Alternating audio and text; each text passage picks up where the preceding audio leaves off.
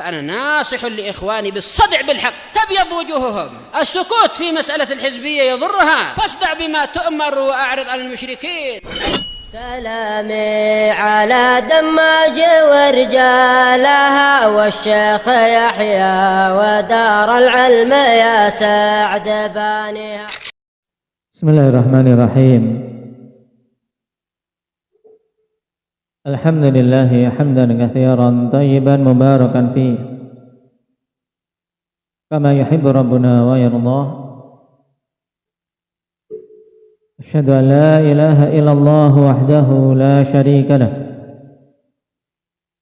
وأشهد أن محمدا عبده ورسوله صلى الله عليه وعلى آله وأصحابه ومن تبعهم بإحسان إلى يوم الدين. أما بعد. Ikhwanil kiram rahimani wa rahimakumullah. Pertemuan yang lalu kita telah masuk pada babu tahrimit taswir, di mana perkara ini pada zaman sekarang manusia sangat meremehkannya.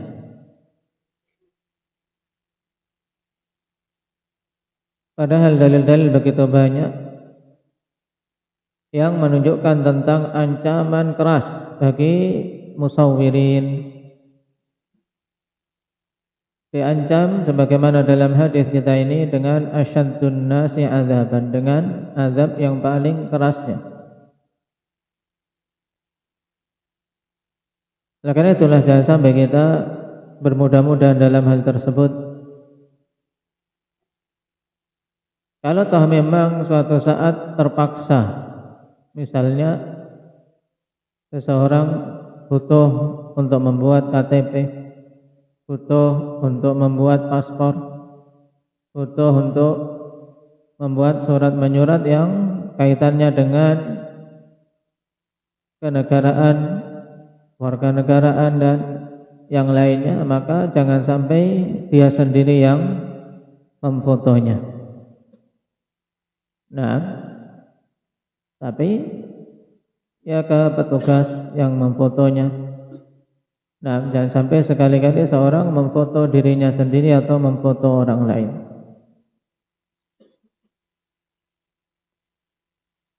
Karena ancaman keras kepada musawwir, kepada orang yang menggambar. Adapun yang digambar, maka kewajibannya untuk mengingkari. Nah, adamur ridha, untuk tidak ridha dengan apa yang telah diperlakukan kepadanya, dan dia melakukan hal tersebut dengan tetap mengingkari di dalam kalbunya bahwasanya hal ini haram, tapi dia melakukan terpaksa karena hal-hal tersebut tidak mungkin tidak seorang menghindar darinya. Baik. Sekarang kita masuk pada hadis yang ke-30.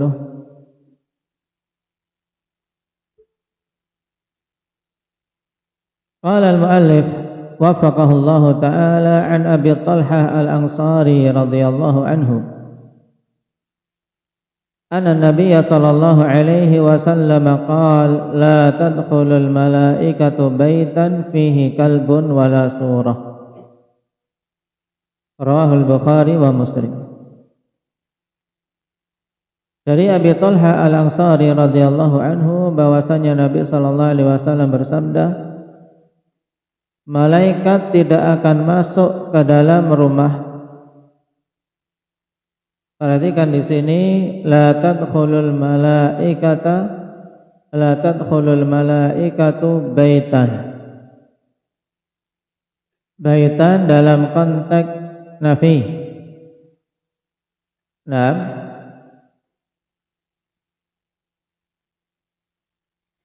menunjukkan makna umum semua rumah. Bahkan rumah Nabi sallallahu alaihi wasallam pun masuk dalam keumuman hadis. Sebagaimana fakta yang terjadi ketika Jibril alaihi salam tertahan dari masuk ke rumah Nabi sallallahu alaihi wasallam dikarenakan padanya anjing, juga karena padanya timsal, yang keberadaan dua hal tadi tidak disadari oleh Nabi sallallahu alaihi wasallam. Nah, sesuatu yang keberadaannya di rumah Nabi sallallahu alaihi wasallam tidak disadari menghalangi malaikat yang paling utama, yaitu Jibril alaihi salam. Lalu bagaimana dengan seorang yang sengaja memasukkan gambar-gambar makhluk bernyawa atau memasukkan anjing ke dalam rumahnya? Tentu lebih-lebih lagi. Baik. Rasulullah sallallahu alaihi wasallam mengatakan dalam hadis ini, la tadkhulul malaikatu baitan. Malaikat tidak akan masuk ke dalam suatu rumah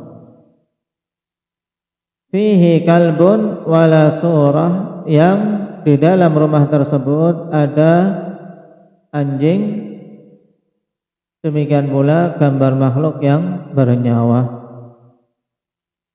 Pada hadis ini jelas yang dikeluarkan oleh Imam Bukhari dan Muslim, kabar dari Nabi sallallahu alaihi wasallam akibat buruk keberadaan salah satu dari dua hal ini, keberadaan anjing di rumah seseorang atau keberadaan suatu gambar dari gambar-gambar makhluk yang bernyawa di dalam rumah seseorang,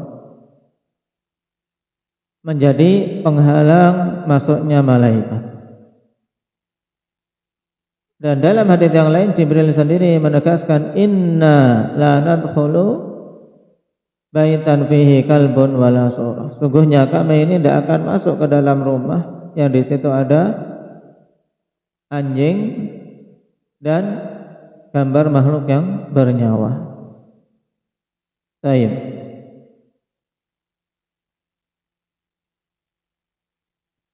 Dan malaikat yang dimaksud dalam hadis ini, akhwan, sebagaimana diterangkan oleh para syurahul hadis, yaitu malaikatun yatufuna birrahmah wat tabrik wal istighfar, yaitu para malaikat yang mereka berkeliling dengan membawa rahmat Allah Subhanahu wa taala serta keberkahan dan istighfar, doa permintaan ampun untuk orang-orang yang beriman. Adapun hafazah, yaitu malaikat yang menjaga, mencatat amalan-amalan manusia, maka mereka senantiasa menyertai manusia, tidak berpisah darinya. Nah, tidak terhalangi untuk memasuki rumah-rumah yang seperti ini. Nah,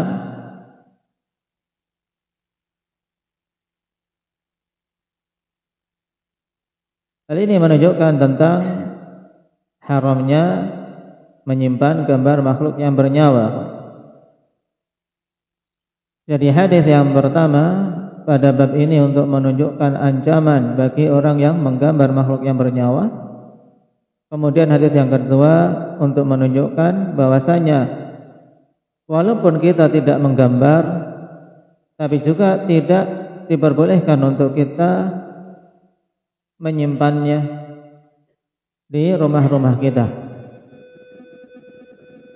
Dan bahkan Nabi sallallahu alaihi wasallam dalam hadis Ali bin Abi Thalib radhiyallahu anhu secara tegas, la tada suratan illa tamastaha wala qabra musyrifan illa sawaitahu. Jangan engkau biarkan satu gambar makhluk bernyawa pun kecuali engkau menghapusnya. Maka ikhwan, perbuatan seseorang berupaya menghapus gambar-gambar makhluk yang bernyawa, nah ini merupakan ibadah. Ketika dia mengingat bahwasanya ini perintah dari Nabi kita Muhammad sallallahu alaihi wasallam. Karena Nabi memerintahkan jangan kau biarkan satu gambar makhluk bernyawa pun kecuali engkau menghapusnya. Dan minimal menghapus yang terpenuhi dengannya perintah Nabi sallallahu alaihi wasallam, yaitu dengan menghapus kepalanya. sebagaimana datang dari Ibnu Abbas radhiyallahu anhuma bahwasanya as-surah hiya ar-ra's, bahwasanya surah gambar makhluk yang bernyawa itu adalah kepala. Kapan saja telah dipotong kepalanya, dihapus bagian kepalanya, maka itu sudah keluar dari hukum surah yang muharramah.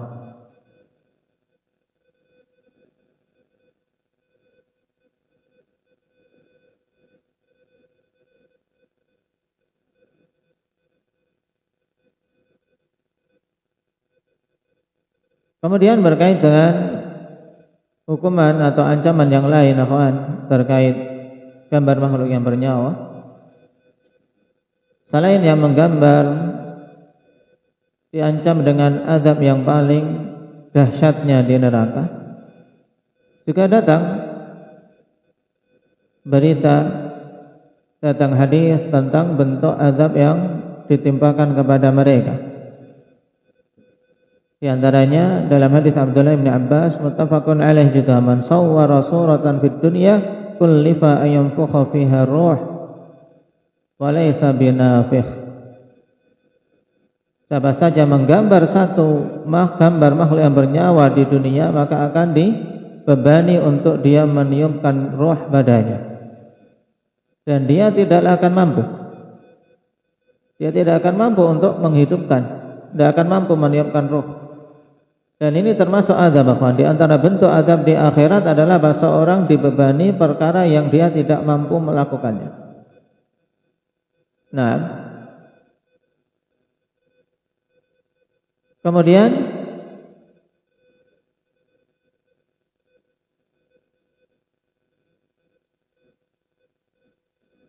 hadis yang lain juga Rasulullah sallallahu alaihi wasallam mengkabarkan bahwasanya makhluk-makhluk yang bernyawa tersebut di hari kiamat akan Allah Subhanahu wa taala hidupkan, kemudian menjadi penyiksa orang-orang yang menggambarnya. Nah,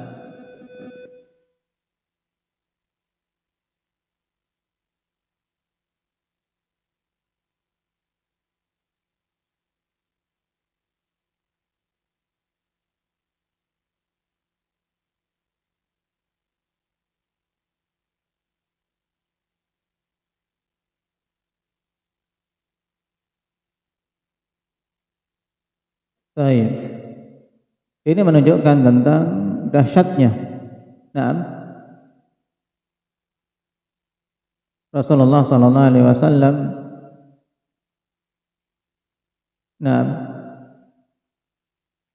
kabarkan kepada kita dalam hadis yang lain dari Abdullah bin Umar radhiyallahu anhuma, juga muttafaqun alaihi, innal ladzina yasna'una hadhihi suwar yu'adzabuna yaumal qiyamah yuqalu lahum ahyu ma khalaqtum. Sesungguhnya orang-orang yang menggambar makhluk yang bernyawa ini akan diazab pada hari kiamat dan dikatakan kepada mereka, hidupkanlah apa yang telah kalian ciptakan.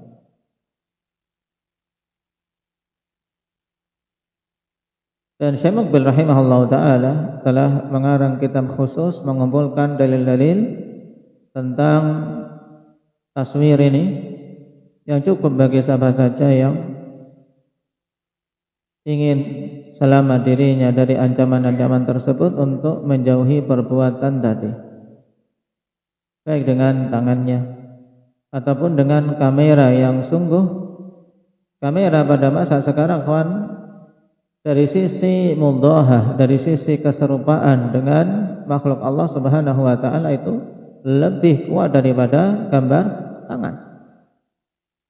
Nah, daripada gambar tangan.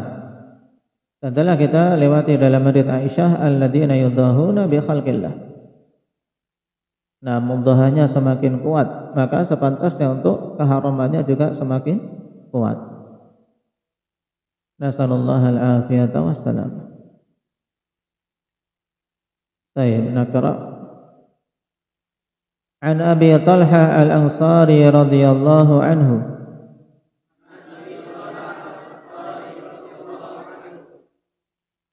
Bunyi yang kecil-kecil bunyi.